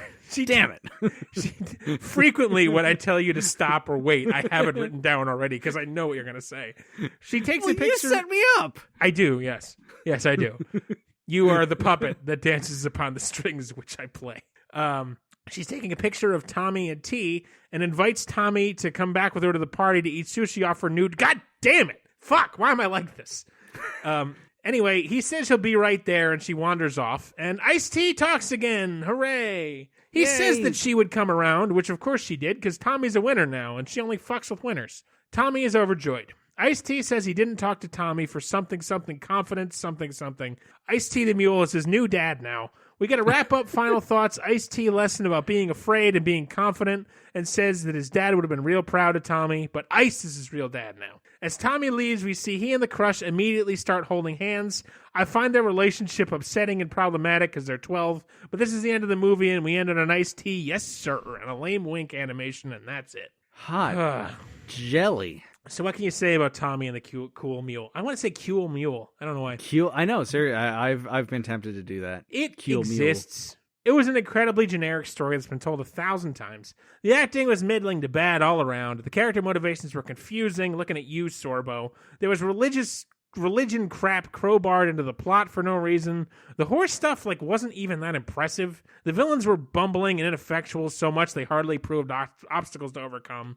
And I didn't feel any laugh or any joy beyond cracking a smile at that one Ice-T line. T himself was entertaining, but mostly at me imagining him in the booth, not from his performance or anything. The biggest problem is that it's just all so generic. There's nothing to sink your teeth into. They kept introducing side storylines that didn't contribute anything. Like the sister and the nice goon. That got 12 minutes of screen time, and for what? Nothing. The goon was already nice. He didn't need to get smooched for a full face turn. But all this said, something working in this movie's favor with me is that it is way better than a very similar piece I had to review for this podcast called A Cowgirl Story, which is almost identical plot beats. How is this way better? Because A Cowgirl Story was actively offensive. This movie was just boring. Cowgirl Story made me furious, if you'll recall. And they have the same exact plot. Parent lost in war. I'm at a new place. I have a horse. Except this case, it's a mule and it talks. Right. This one, that one leaned into drama, and this one leaned into kiddie comedy. And this movie compared to A Cowgirl Story is a masterpiece for being at least inoffensive to me. This one dipped a toe into Christianity and had the courtesy to leave the dad dead this time, as opposed to being full-on Christian to the point where you yelled at a guy for his dad dying, comparing it to the sadness you had when your hamster died. And fucking now I'm having flashbacks. The Muslim girl who didn't have a fucking name. Oh, A Cowgirl Story. You forget A Cowgirl Story was really terrible. That was bad. The fact that they're so similar really makes this movie it's bad, but it's not A Cowgirl Story. Okay, fair enough. So what's your final score? The protagonist isn't an absolutely unbelievable piece of trash like Dusty Rhodes. Just a boring little kid. I don't know. Overall, I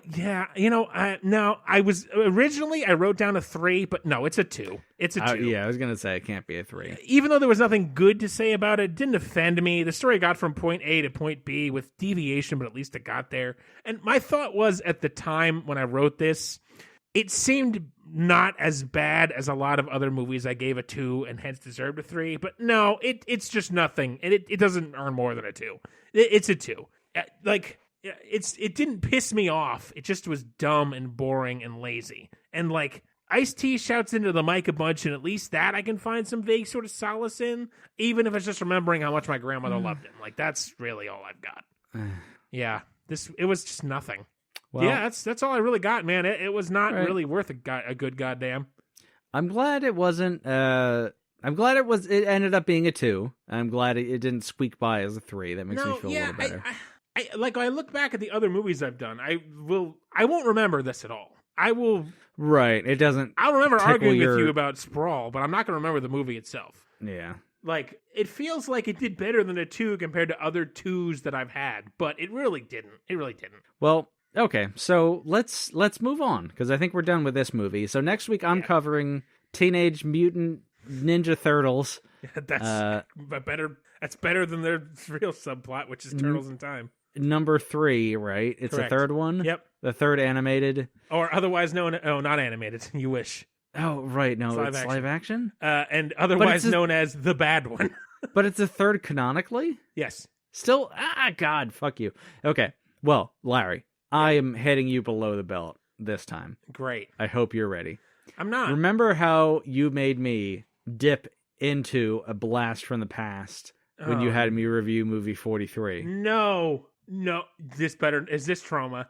I don't think it's trauma. Okay. You are covering a movie I have covered in the past. Oh, God. A little flick. Oh, no. On Amazon Prime. No. Called Iron Sky. I knew it! Fuck. Nazis in the moon. You're not going to believe this, but again, this, I opened up Amazon Prime. Iron Sky: The Coming Race, which looks like the 3rd or 4th iteration, was on the front page. There's at least a sequel. At least one sequel. But you're doing the original, which we covered way back when. We did. In 2014 on the original iteration of this podcast. We did. But we haven't covered officially in this new iteration. But now Larry is going to be at the helm. This was part of the Nazi. Oh, God. The Nazi trilogy. The Nazi trilogy. Oh, fuck, man. I had a feeling this was going to happen at some point, but I didn't think to look for this. But, Yep, I have been eyeing it for a while. This we talked about it 2 weeks ago when we were deciding what movie to give you, and this is the last time I passed for my 20s because I had to watch this about almost 10 years ago for this fucking stupid first iteration of this podcast, and now you get to watch it. I may have to go find that iteration and listen back and see what our thoughts were because I don't remember this at. Well, I remember the basic plot. This is the Moon Nazis one, right? Nazis in the Moon, yeah. Yes, okay. And it's pretty racist. I think they turn a black guy into a white guy. Yes. I think that's a big I remember talking plot about that point. now. Yep, that's pretty uncomfortable because it's a black guy in white face. It's like, why are you doing this? Why? This is uncomfortable. In the last moments of World War II, a secret Nazi space program evaded destruction by fleeing to the dark side of the moon. During 70 years of utter secrecy, the Nazis construct a gigantic space fortress with a massive armada of flying saucers. Soon this unstoppable attack fleet will swarm towards Earth, heralding the triumphant return of the Fourth Reich. Yes, the Fourth Reich. Oh, dear. Oh, I'm so splayed out. Shut the fuck. It's Sprawl, you idiot. No. Did you? Close enough. Have you been arguing for Splayed Out this whole time? They're the same thing. Sprawled and splayed. Sprawled and splayed are the same. Hit you in the head with a hammer. No. Sprawled is definitely sexual. The production values, the trailer is now playing for Iron Sky. The production values are better than I thought. And they're bad. Honestly, they're bad, it looks but pretty they're good. Better than I thought. It does, and it's from like 2012. Yeah. It looks okay. Yeah, but it's so silly. Yes. Don't get duped. Don't pretend you're having a good time. Oh, I won't. I mean, this movie keeps getting sequels. Somebody must like it. Yeah, Nazis. The literal Nazis that are multiplying. I just cannot argue that. Oh, God, I'm glad you're going to be on a watch list. Anyway, we are the Bowels of Movie Night. Thank you so much for listening to the Tommy and the Cool Mule? Tommy and the Insertion in the Cool Mule, splayed out in the Cool Mule. I actually hate you. Sprawled out underneath a Cool Mule while inserted. At the end of this episode, just as a capstone of Ice-T, I just want to insert a few Ice-T reading a D&D book lines because I cannot do them justice. Oh, that's fair enough. Fucking do the goddamn thing. Yeah, stay tuned. We're going to be back in your feed next week. We love you. Send us an email, bowelsofmovienight@gmail.com. Find us on Facebook. Find us on Twitter. Smack your grandmother around. Tell her Ice Cube, Rob Van, Twinkle, Ice-T, all the rapists, Eminem, Peanut Butter. Yeah, something. Okay. Ice-T, you're the best Ice. Ice Cube, sorry, you had a good run. T's my man. T's my Ice. When you say tease my man, do you mean you're sprawled out and you want me to take your member in my mouth? A hammer to the brain. You said tease my man. That makes it sound like you want me to just lick on your frenulum a little bit. Tease my man. Get it? You get it? Going to hit tease my man with a hammer. We will see you next week. Smell your iced tea later. That's not a joke. Tease my man. Shut the fuck.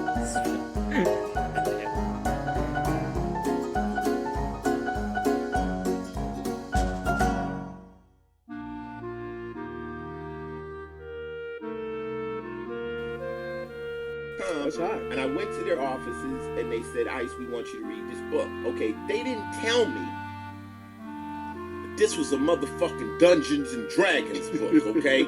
Now, those of y'all out there that don't know, Dungeons and Dragons is some of the most crazy, deep nerd shit ever invented. So every word you're saying is pretty much made up. Motherfuckers talk like Yoda. You know, outside I go into the sun thereof and out. What the fuck? How do you read this shit? You know? So I'm trying to read it. Now, I'm not going to say I'm some literary expert that can read, you know, some heavy shit. This shit is impossible to read, son. So the words, first you have to get the way it's spoken. Pronunciation. Now, when you read these books, you don't have to speak the words, so you make up the pronunciation in your head. But to actually verbally say these words, son, it took me 3.5 hours to read 25 pages. 3.5 hours. I'm only reading a short story. It's like 45 pages.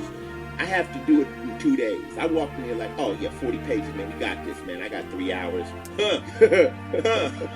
2 days. Breaks. I needed water. The guy was in the other room coaching me. Don't worry, Ice. You can make it. You're doing really good. You're doing really good.